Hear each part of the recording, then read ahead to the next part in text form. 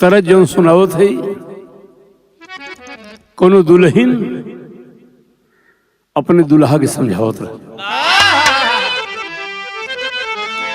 बहुत ज्यादा बताना ना हो, ओकर दुल्हवा तनी लप लुप रह। अच्छा यार हर जाता है मार ले तो दुल्हनिया कहत रह, समझ जा।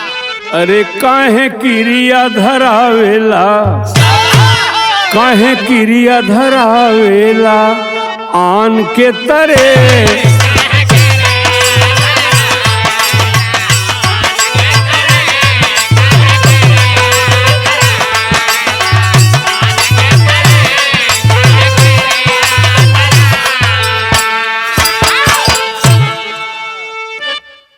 काहे किरिया धरावेला आन के तरे, तोके पुतरी में राखीला, तोके पुतरी में राखीला परान के तरे।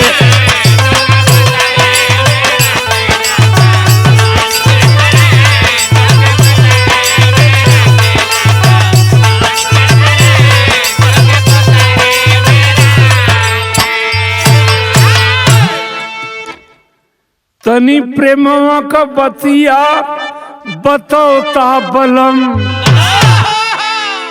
तनी प्रेमवा का बतिया बतियौता बलम, तू तो डांट देला थाने के दीवान के तरे।